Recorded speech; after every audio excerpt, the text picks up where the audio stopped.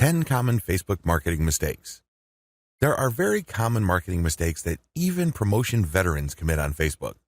It seems like even the very best of us are not immune to these common mistakes. It's a good idea if you want to save a lot of time, effort, and money at this point to become aware of these mistakes. This will decrease the likelihood that you will probably commit these same errors. Starting off paid campaigns with a bang. Do not start off your paid campaigns with a bang. Start with a free campaign first. Build your audience organically. Get some consumer intelligence. Then you should have the information you need to put together an experimental paid marketing campaign. Start low and slow. The worst thing you can do is to jump in with a massive budget and absolutely no clue.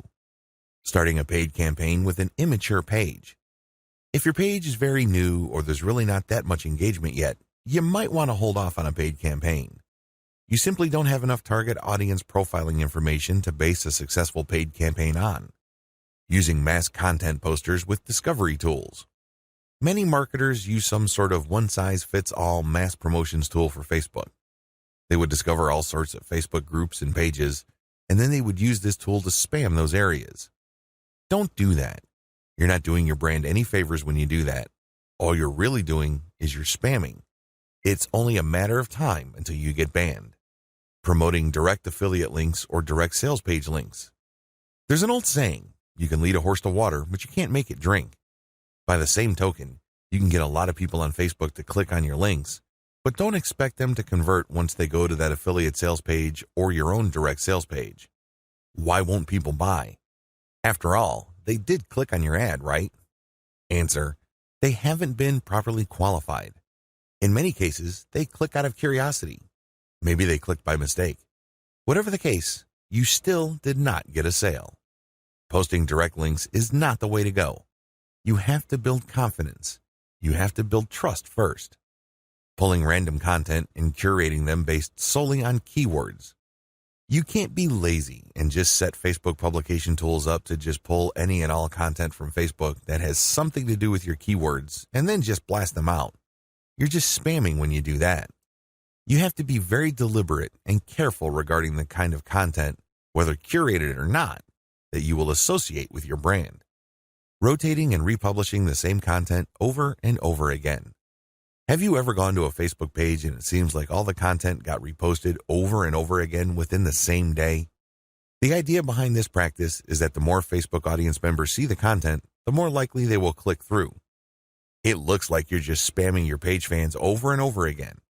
Don't be surprised if they unlike your page. Wholesale optimization of ads. Another common rookie mistake on Facebook involves paid ads. If you notice that one of your ads is simply not performing, it's very tempting to just come up with a brand new ad by completely replacing the ad with something that looks totally different. When you do this, you really don't know which part of the new ad is succeeding or failing. You're basically taking shots in the dark. If your ad's performance improves, you don't know what caused the improvement. You have to have some sort of strategy or method that will enable you to track where the improvement in your click-through and, ultimately, your conversion rates are coming from. Simply swapping out ads in total or in whole doesn't really give you the data that you need to make effective decisions. Copy and paste competitor ad strategy. Some marketers are so lazy that they would just look at their competitors and essentially just copy their ads. Of course, they're not going to copy word for word, but they still end up failing. How come? Well, your competitors spent a tremendous amount of money optimizing the ads that they're showing. Their ads work. However, you won't get a competitive advantage if you copy them wholesale. You can't just copy somebody's ad without knowing what you're doing.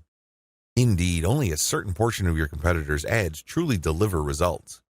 If you don't know what you're doing, you don't know what portion that is, so you're basically taking a wild stab at your ad's design.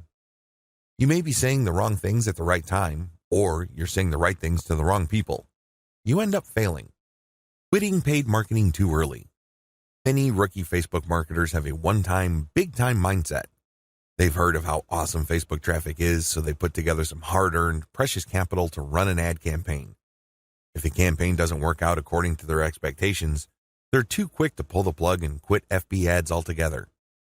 Just because things aren't working out, it doesn't mean that you have to pull the plug on the whole thing. You can stop certain campaigns and start new ones and operate with the same budget. You'd make modifications of your existing campaigns. Failing like a huge train wreck. Have you ever seen a slow-motion train wreck? It's quite sad because it's all too predictable, but you can't turn your head and look the other way. You want to know what's coming next. You know, at the back of your head, what exactly is going to happen, but it's so slow, so massive, that you just can't help but look. Your Facebook marketing campaign can proceed the same way. You know that the campaign is failing, but you can't quite put your finger on the cause. So you just go through the motions like a deer with its eyes caught in the headlights. Why not choose to learn how to fail quickly? Since you're not going to make 100% of your shots, learn to live with this fact and move on. Learn to fail quickly using a tiny budget. This way, you can run many different experiments. Even though the vast majority of them are failures, that's okay. You only spend a fairly small amount of money figuring out winning ads. Please understand the nature of the 10 mistakes above. Imagine yourself being in situations where these mistakes are likely to take place. Learn how to spot them well in advance. Prepare your plan B should you find yourself committing these mistakes. How to optimize your Facebook ad campaigns. Follow the steps below so you don't overthink things and make bad decisions when optimizing your FB ads. Reverse engineer your competitors and come up with a standard model. If you have a personal account, find your competitors and like their pages. Before you know it, you'll start seeing ads either from your competitors themselves or from businesses that are very similar to your competitors. Pay close attention to these ads. Reverse engineer them to find the standard model for these ads. In other words, go through as many of these ads as possible and get a clear understanding of what kind of pictures, headlines, and text they use. Also, if they are mostly promoting posts, pay attention to that. Whatever the case may be, look at what they're doing and see common patterns. Focus on the most commonly used strategies because this gives you the industry standard model. Don't get sidetracked by ads that seem so different, so new or so innovative because if they are so different from the industry standard model, they're outliers. There's a high chance that those ads do not convert. Come up with your own version and test with a low budget. Test with a low budget. You don't want to burn through a tremendous amount of cash during the testing process. There will be a time and place for you to get crazy with the budget, but now is not the time. Create variations and test. Now that you have come up with your own version of the standard model, create variations of it and then run low-budget tests.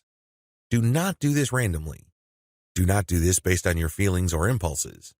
Instead, you have to follow certain rules on how to create variations. Otherwise, you wouldn't know which part of the ad accounts for its greater success. I've seen this happen many times. In fact, I've committed this mistake before. I would take an ad and test it. I would notice that it's not getting that many clicks, so I'd change half of the ad. Maybe I changed the picture and then the headline, or I would change the heading and the description. Whatever the case may be, I would change half of the ad, and sure enough, it would improve. But when I try to improve things again by changing the other half of the ad, it falls apart. You want to establish a way of effectively tracking which changes accounted for which improvement. By using this method, you can optimize parts that work to reach peak convertibility and then work on the other elements of the ad that could use some improvement. However, you have to do this in a systematic way. I've described this in the section below. Pick the winner and make further variations. Now that you have made variations of the original and you ran a test, there will be at least one winner. It gets the most clicks and conversions. Make variations of it and you run the test again. Keep testing until you find the ad that delivers the best return on investment. The end of this process is pretty straightforward. You keep making variations and you keep testing on the cheap until you find an ad that delivers the best ROI. In other words, it delivers the most conversions while costing very little money. I know it sounds like a fantasy at this point, but it is doable with testing. Scale up. Increase your ad budget to your winning ad to pump a massive amount of traffic to it. You should only do this when you are dead sure that you have a winning ad on your hands. In other words, you have tested it rigorously and have optimized it to the point that it cannot improve its conversion rate any further. That's when it's ready to go big time. Make sure you optimize on an elemental level.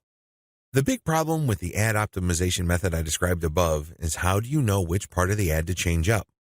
How do you know which part of the ad to optimize? Wholesale variations do not work. You can't just take an ad, see that it doesn't work, replace it with a completely different ad, see that it doesn't work, and then repeat that process. Even if you're spending very little money, it still burns a tremendous amount of time, effort, and opportunities. You need to have a better way to turbocharge your results. Vary on an element-by-element basis. I would take an ad, and I would restrict my optimization to a specific element of that ad. Every ad actually has many elements. There's the graphics, the heading, the description, the link. I would start with one element, and I will come up with different versions. The most obvious part is the picture. So I'd play around with the different pictures and see which gets the most clicks. I would then come up with a variation of that picture and see if I can improve my click-through rate. Again, I'm spending very little money here. I just want to see an improvement in click-through rate for that element that I'm varying. Once I have reached a plateau and I can't improve any more on that element, I would then switch to another element. For example, if I'm running a campaign for dog food, and I notice that my best performing picture after a series of variations is a picture of a chihuahua that seems to be smiling, I will keep that picture, but then I will then switch to the next element of the ad, which is the headline. I would then keep varying the headline to see if I can improve the conversion rate of that ad. Once I've reached the ceiling or a plateau for improvements in conversions due to headline changes, I then move to the description. Do you see how this works? You know that you have to vary an element if you keep picking the winning variation. You do this with small tests until the whole ad is optimized. After all elements have been optimized, scale up your ad buy. Once I've gotten an ad that converts much better than its original form, and I've gone through all the elements, now is the time to scale up. This is where I pour quite a large amount of cash into my Facebook ad campaign to boost traffic. Facebook group marketing. One of the most powerful ways to market on Facebook is through its group feature. Considering what's been going on with Facebook's algorithm for its Facebook pages, it's a good idea to have your own Facebook group as a backup. Although Facebook has been cutting back on the organic traffic it sends Facebook pages, it's still worth it to have a page because you get audience insights from it. Another great benefit of having a page is the fact that you can copy and paste content from that page to Facebook groups.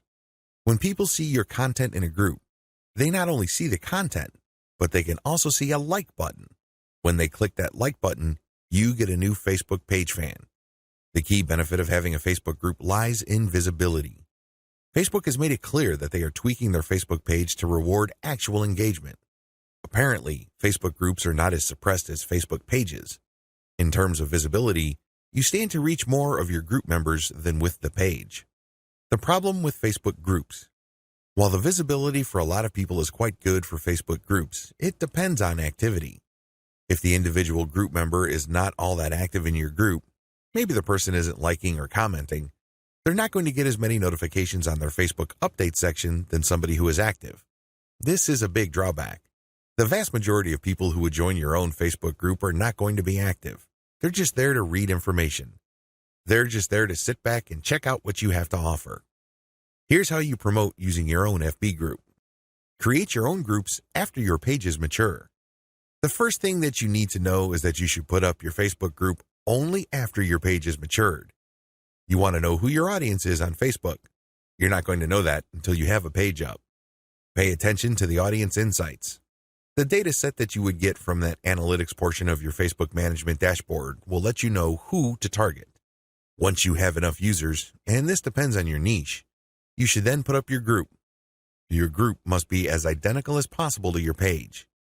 If you have a logo, put the same logo there. If you have some sort of motto, put the same motto or slogan there. The key here is to use your Facebook group as an extension of the brand that you're creating with your Facebook fan page. Give your group members a reason for coming back. This, of course, means original content or freshly curated content that you don't show on your Facebook fan page. You have to give people a reason for following you on as many different places on Facebook as possible. This, of course, boils down to premium content. Market to other groups. This is the most important part of Facebook group marketing, because if you were to just build your own group as a supplemental source of traffic for your page, you're probably not going to grow all that much. You have to go to other groups which have already done a good job attracting the eyeballs that you want to attract. There has to be a tight fit between these groups and your niche. Go to those places and become a credible poster. This means that you should refrain from just dumping the same content that you have on your page to these groups. Invest time in them to become a local expert or a credible authority. It doesn't take much. If you're the first person to always comment and your comments are always insightful or bring new information to the table, people sit up and pay attention. People can see that you are an asset to the community, and they are more likely to give you the benefit of the doubt when you share content that obviously comes from your page. Once you have established credibility, share your own page content. As I've mentioned above, these posts not only have content and your brand, but also a like button. This is a great way of getting page fans. Always engage. When people comment on what you post, reply. They might be haters, they might be critics, but it doesn't matter, reply anyway. This conditions the mind of your readers that you are approachable, accessible, and you actually want to help people out. If you just drop a link and take off immediately, you're a spammer. You're not a community member. You're obviously not somebody who's there to add to people's knowledge and bring value to their lives. My most important tip: after sharing high-quality third-party content that you do not share on your page in groups, pay close attention to your page's audience insight. Find your most popular piece of content. Look for third-party content that is similar to that and see if you get a lot of positive engagement when you share that material. If this pans out, then use content from your site that fits the same themes as the tried and proven popular content on the Facebook groups that you're in and use those to get page likes.